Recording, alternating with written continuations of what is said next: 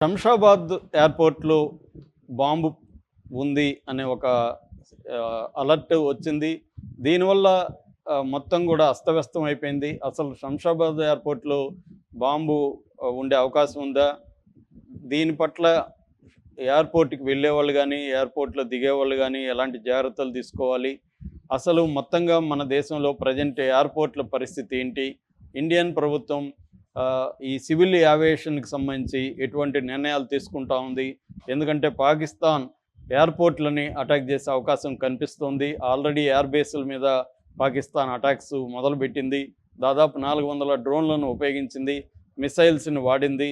అట్లాగే మనం గూడా పాకిస్తాన్ ఎయిర్ బేస్‌ల్ని అటాక్ చేస్తున్నాం.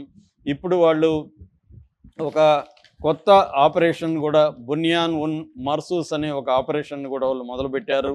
మన ఆపరేషన్ సింధూర్‌కి పోటీగా. సో, ఈ నేపథ్యంలో శంషాబాద్ పరిస్థితి ఏంటి? మిగతా ఎయిర్‌పోర్ట్‌ల పరిస్థితి ఏంటి? అనేది మనం చూద్దాం. శంషాబాద్‌లో నిన్న ఒక మెయిల్ వచ్చింది వాళ్ళకి. ఆ మెయిల్ ఏందంటే శంషాబాద్ ఎయిర్‌పోర్ట్‌లో బాంబు పెట్టారు.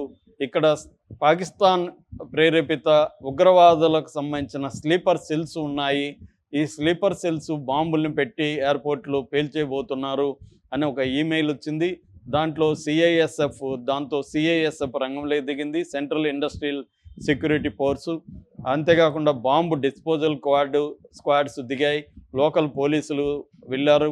వీళ్ళందరూ వెళ్ళి మొత్తంగా అక్కడ టెర్మినల్సు మొత్తం ఇంటీరియర్సు, చుట్టుపక్కల ప్రాంతాలు అన్నీ కూడా క్షుణ్ణంగా పరిశీలించారు. ఎక్కడా కూడా బాంబు ఆనవాళ్ళు ఏవీ లేవనేది అర్థమైంది. దాంతో సిఐఎస్ఎఫ్ విజిలెన్సు పెంచారు. తర్వాత సీసీటీవీలు పెంచారు. అక్కడ ఓవరాల్‌గా సెక్యూరిటీ ఎఫర్ట్స్ పెంచారు. అందుకని ఎయిర్‌పోర్ట్‌కి ఎవరు వెళ్ళాలన్నా ఇంతకు ముందులాగా 30 గంట, 1 అవర్ ముందుగా కాకుండా 3 గంటల ముందు వెళ్ళమన్నాడు. 3 గంటల ముందు రావాలని వాళ్ళు చెప్తున్నారు. ఎందుకంటే సెక్యూరిటీ చెక్స్ అనేవి మల్టిపుల్ లేయర్స్‌లో చేయడం మొదలుపెడుతున్నారు. ప్రతిదీ క్షుణ్ణంగా చెక్ చేస్తున్నారు. కాబట్టి ప్రస్తుతానికైతే బాంబు థ్రెట్ అనేది లేదు. కానీ ఇండియన్ ఎయిర్‌పోర్ట్స్‌లో బాంబు థ్రెట్ ఉన్నాయి అని చెప్పి మొత్తం 32 ఎయిర్‌పోర్ట్స్‌ని దేశవ్యాప్తంగా ఇండియా క్లోజ్ చేసింది.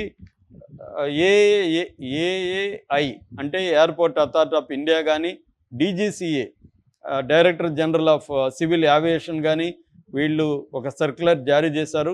టోటల్‌గా 32 ఎయిర్‌పోర్ట్‌లని క్లోజ్ చేస్తున్నాం. అందులో 3 మాత్రం మిలిటరీ బేస్డ్ ఎయిర్‌పోర్ట్స్ అయితే మిగతావి సివిల్ ఏవియేషన్‌కి సంబంధించింది.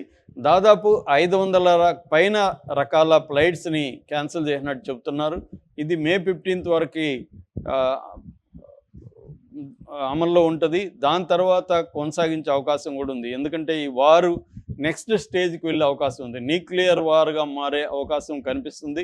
ఎందుకంటే నేషనల్ కమాండ్ అథారిటీ అని పాకిస్తాన్లో న్యూక్లియర్ వెపన్స్ వేయాలా వద్దా, వేస్తే ఎట్లా వేయాలి, ఇవన్నీ డిసైడ్ చేసే సంస్థ పేరే నేషనల్ కమాండ్ అథారిటీ. ఆ సంస్థని వాళ్ళ ప్రధానమంత్రి షహబాజ్ షరీఫ్ ఈరోజు సమావేశపరుస్తున్నాడు. దాన్ని బట్టి నెక్స్ట్ ఫేజ్ ఆఫ్ వార్ ఎలా ఉంటుంది అనేది డిసైడ్ అవుతుంది. ఈ వార్ ఇక్కడితో ఆగుతుందా, లేదా నెక్స్ట్ లెవెల్కి ల్యాడర్లో నెక్స్ట్ లెవెల్కి వెళ్ళిపోతుందా అనేది మనకి ఈరోజు డిసైడ్ అయ్యే అవకాశాలు ఉన్నాయి. అందుకని ఈ లోపల ఎయిర్‌పోర్ట్‌లను అయితే ముందస్తు చర్యగా వీళ్ళు చేశారు. ఇందులో ప్రధానంగా మనకి నార్త్ ఇండియా, వెస్ట్రన్ ఇండియా వీటిలో మాత్రమే ఎయిర్‌పోర్ట్‌లని మూశారు. సౌత్ ఇండియాలో ఎక్కడ కూడా ఎయిర్‌పోర్ట్‌లని క్లోజ్ చేయలేదు. ముఖ్యంగా అమృత్సరు, చండీగఢ్, జైసల్మేరు, జమ్మూ, పాటియాలా, పోర్బందరు, పఠాన్‌కోట్, అవంతిపోరు, బఠిండా, భుజ్, బికనూరు, హల్వారా, ఆదంపూరు, అంబాలా, హిండన్, జామ్నగర్, జోధ్పూర్, కాండ్లా, కాంగ్రా, కేసద్, కిషన్గఢ్, కులు మనాలి, లేహ్, లూధియానా, ముంద్రా, నలియా, రాజ్కోట్, నర్సావా, షిమ్లా, శ్రీనగర్, తోయిన్, ఉత్తరలై ఈ ఎయిర్‌పోర్ట్‌లని క్లోజ్ చేశారు. సో, సౌత్ ఇండియాలో భయపడాల్సిన అవసరం లేదు. కాకపోతే కొంచెం ముందుగా వెళ్ళాలి ఎయిర్‌పోర్ట్‌లకి ప్రయాణికులు. కొంత జాగ్రత్తలు తీసుకొని వెళ్ళాలి. ఎప్పటికప్పుడు ఎయిర్‌పోర్ట్ అథారిటీ వాళ్ళ సైట్స్ వాటిని వెబ్‌సైట్‌లో అవి చూసుకోవడం, వాళ్ళ రూల్స్ ఏమున్నాయో చెక్ చేసుకొని దాన్ని బట్టి మనం ఫాలో కావాల్సిన అవసరం ఉంది. ఎంతకన్నా మంచిది అత్యవసరమైన ప్రయాణాలు ఉంటేనే వెళ్ళడం అనేది కరెక్టు. లేదంటే స్లీపర్ సెల్స్ భయాలు అయితే ఉంటాయి. ఎందుకంటే హైదరాబాద్ కూడా సెన్సిటివ్ ఏరియా.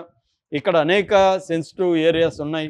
మామూలుగానే మనకి మెయిన్‌గా సివిలియన్ చెప్పాలంటే చార్మినార్ ఉంది, బుద్ధ విగ్రహం ఉంది, హైటెక్ సిటీ ఉంది, తర్వాత బంజారా హిల్స్, జూబ్లీ హిల్స్ ఉన్నాయి. అవి కాకుండా మిలిటరీకి సంబంధించినవి చెప్పాలంటే కంటోన్మెంట్ ఉంది, గోల్కొండలో ఆర్డినెన్స్ ఫ్యాక్టరీ ఉంది, నాచారం, కంచనబాగ్‌లో చాలా ఉన్నాయి. Defence research development laboratory DRDL ఉంది. తర్వాత defence metallurgical research laboratory DMRL ఉంది. తర్వాత అనురాగా ఉంది, advanced numerical research and analysis. RCI ఉంది, రీసెర్చ్ సెంటర్ ఇన్ఫ్రాస్ట్రక్చర్. బీడిఎల్ ఉంది, భారత్ డైనమిక్ లిమిటెడ్. తర్వాత మెదాని ఉంది, మిశ్రా ధాతు నిగమ్ లిమిటెడ్. ఈ బీడిఎల్లోనే